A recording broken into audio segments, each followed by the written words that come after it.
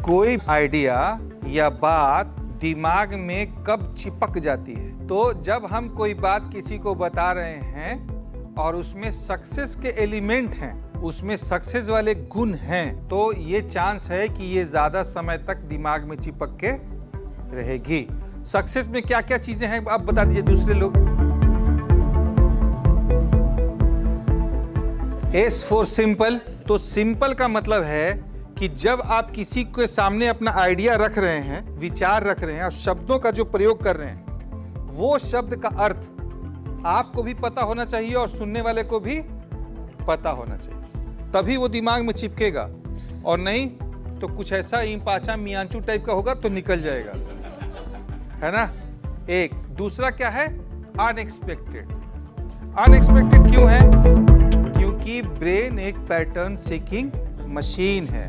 जैसे ही आप बोलना शुरू करोगे, सामने वाला उसका निष्कर्ष निकालना शुरू कर देगा। आपकी पूरी बात सुनेगा भी नहीं और अर्थ निकालना शुरू कर देगा। लेकिन अर्थ निकालने की प्रक्रिया के बीच में ही कुछ झटका लग जाए, अनएक्सपेक्टेड होगा, तो क्या करेगा ब्रेन?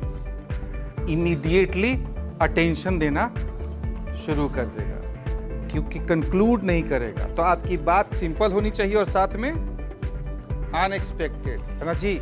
तीसरा क्या था? कॉन्क्रीट।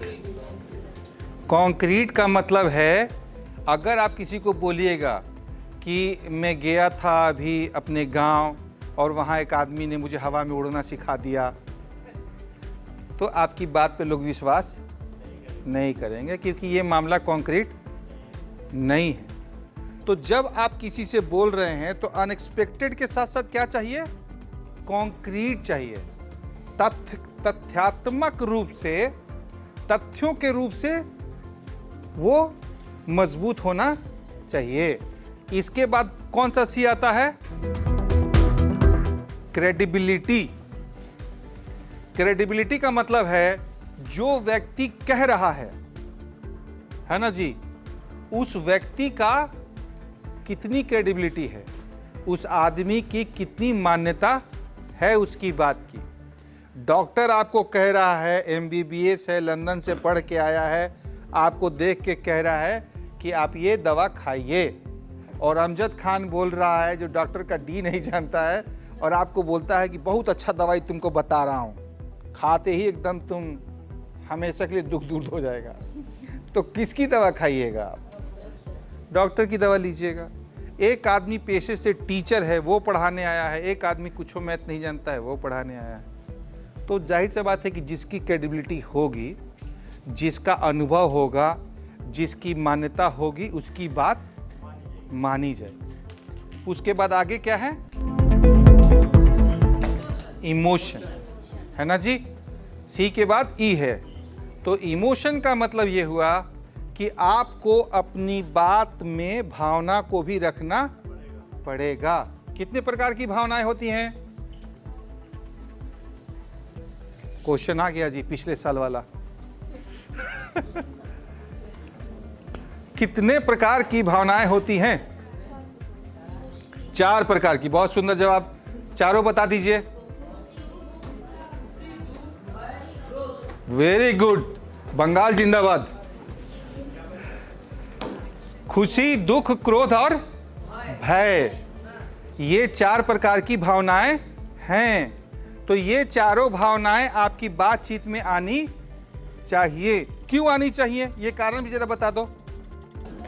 ये छत्तीसगढ़ से जवाब सही है।